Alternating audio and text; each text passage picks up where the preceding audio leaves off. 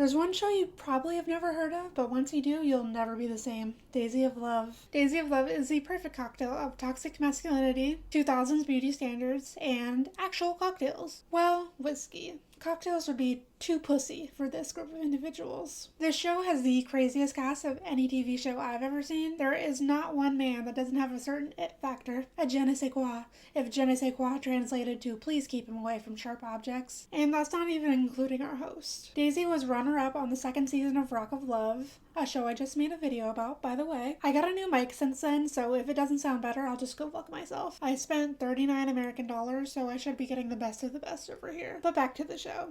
Daisy is an enigma. In her season of Rock of Love, she's sort of a bitch, sort of a total sweetheart, and a lot of a sex symbol. Bret Michaels does not go a single scene with Miss Daisy without sporting a bone dog. She is peak 2000s all beauty. Blonde hair, big boobs, loads of tattoos. If you ask half of the men on Daisy of Love why they're there, they'll say something along the lines of, she had big boob, and also blonde.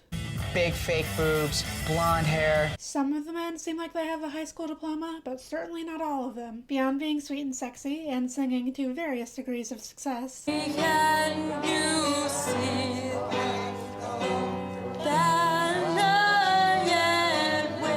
Daisy's personality isn't the biggest on the show, but she offsets the chaos of the men perfectly. And the men, boy oh boy, Sabrina Carpenter could write 7 albums on the level of toxicity on display. Many of them are drunk before we even learn their names. In this show, unlike Rock of Love, each man is not referred to by his actual name, but is instead given a bizarre nickname by Daisy and the supposedly famous rock star host Ricky Rackman. The nicknames are based on the personalities of the men, but she knows them for approximately 0.8 seconds before giving them the name, so they're mostly based on vibes. First we have 12 Pack, who is named that because he has an 8-pack, naturally. He was on 2 other VH1 shows prior to this, including I Love New York with Tiffany Pollard, my queen. This time though, his intentions are true, and he's definitely there for love. He calls Daisy the hottest female alive, so that really shows you the caliber of men on this show. And somehow he's one of the more charming ones. They should terrify you for what's ahead. Then we have Crazy Mike, but that is not his nickname given by Daisy, that is how he identifies himself. I believe it's his government name.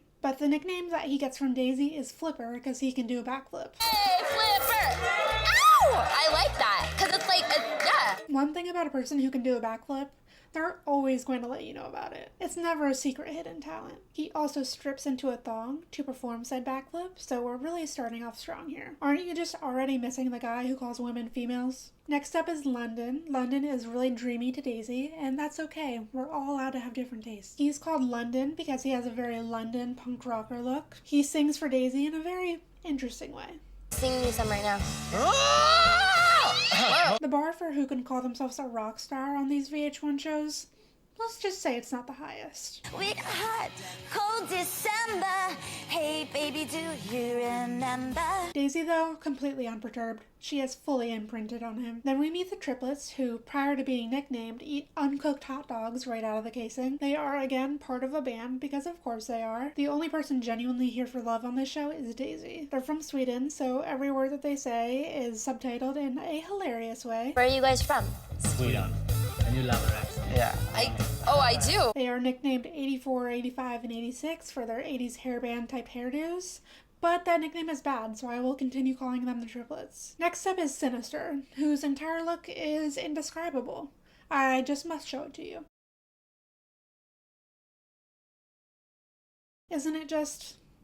wow. Sorry for any blind viewers because you can't see the outfit, but also you might be lucky in this situation. Sinister is another musician, and though he looks like a pickup artist in a major way, he's actually got a heart of gold. He came here with his best friend, fellow cutie patootie and short king, Chi-Chi. He got the name Chi-Chi because he's from Chicago. Daisy really ran out of steam on the nickname game fast. Then we have Weasel, who loves whiskey a lot. He is a good decade or 2 older than Daisy, and he's from New Jersey. Just pick a struggle man. Next we have Torch, named as such because his hair looks like fire. He is a very interesting character who often speaks in, as Daisy would say, Swahilish. Look at you.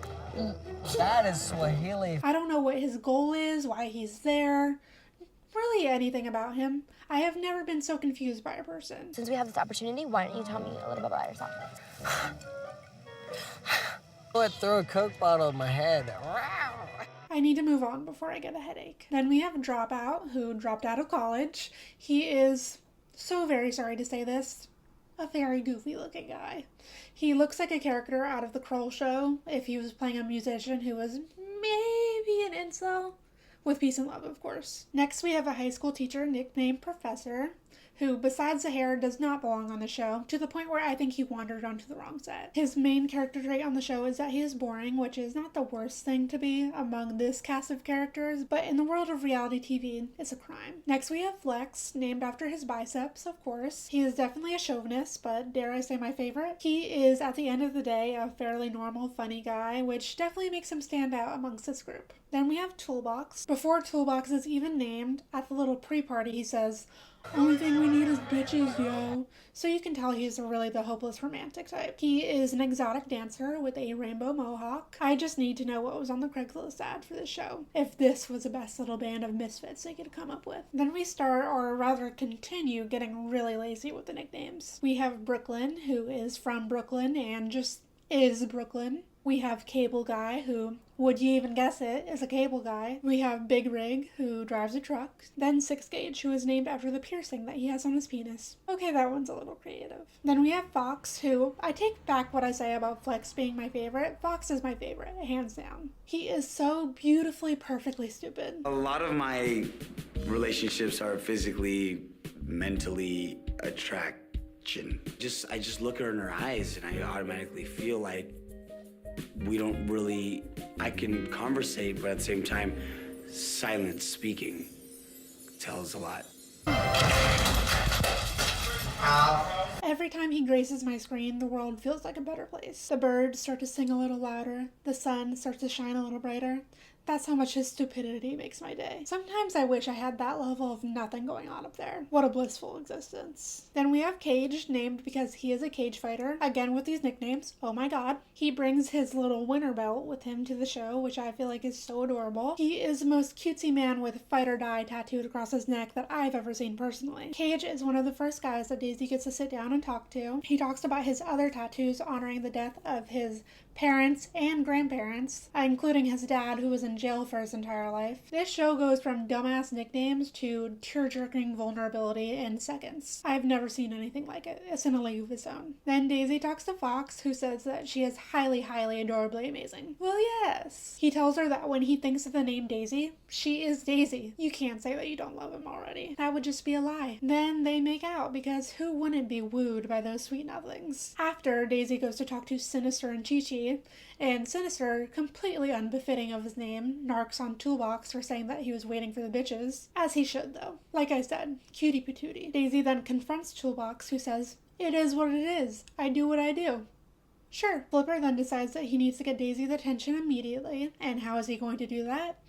Well, a backflip, of course. He flips off the lighting setup 15 feet in the air into the pool. So sexy, right? He then hugs her to make her wet.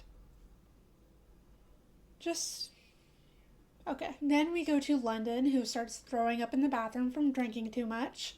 Some people have no shame, and they really should. Flipper finds him passed out on the floor, which is where he remains for the rest of the party. Either Daisy has an immediate crush, or the bar is just that low, because he still makes it to the next round. Meanwhile, Daisy talks to 12-Pack, who mentions hitting her up on MySpace after Rock of Love. This show is such a time capsule. He says that he wants to fight for her, and she responds by licking his mouth. Makes sense. Then there's Weasel, who's as drunk as London, but somehow still standing. Got me a little bagged up. I doubt that she would have picked him for the next round, but she couldn't send him home for being drunk, because she had to keep London, so somehow he still makes it to the next round. Before the elimination ceremony, Daisy decides to eliminate the triplets. I don't know why it couldn't wait, but apparently it was critical that they exit immediately, even though they do eliminations right after. So goodbye, triplets. You will be missed.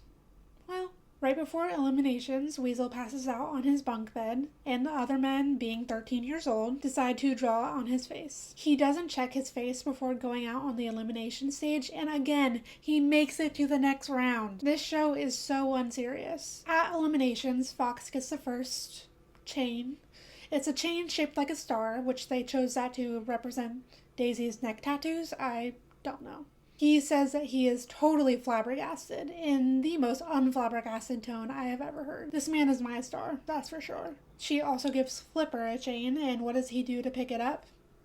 a backflip, of course, except this time he trips and fails. If you're going to be the backflip guy, come correct. Later in the series, after he does another backflip, one of the guys is like, "We get it, enough," and I salute him for his service. Then Daisy does her eliminations, and she eliminates Dropout because she, quote, needs a man who is sexy and hot. If I were ever on a reality dating show and I was eliminated for that reason, my entire life would be eliminated. I would not make it to the next day. Daisy says that he looks like a cartoon character, and unfortunately she is so very correct. I can't help but feel bad for the guy. I hope he's out there somewhere doing well, but hopefully with a much better haircut. The next one eliminated is Torch because of course it has to be. He was completely incoherent. The only time he was remotely coherent was right before he was eliminated, where he says he thinks he's safe because he didn't make that much of an asshole of himself. The delusion is enviable. Before the episode ends, we get a sneak peek of the season ahead, and in approximately 2/3 of the clips, the men are beating each other up. This is television. In the last end scene, they also showed Torch telling Weasel,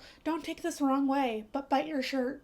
And then he does. Again, television. The pilot is definitely the least crazy thing about this show, so I beg of you to please do yourself a favor and watch the show. And also do yourself a favor and like and subscribe. I've been making pilot recaps, and I think in my next video I might be crazy and recap a movie. I don't know. Whatever I do, I hope to see you there. Bye! I don't want you to take this the wrong way, but bite your shirt. Watch this, Dad. Bite it.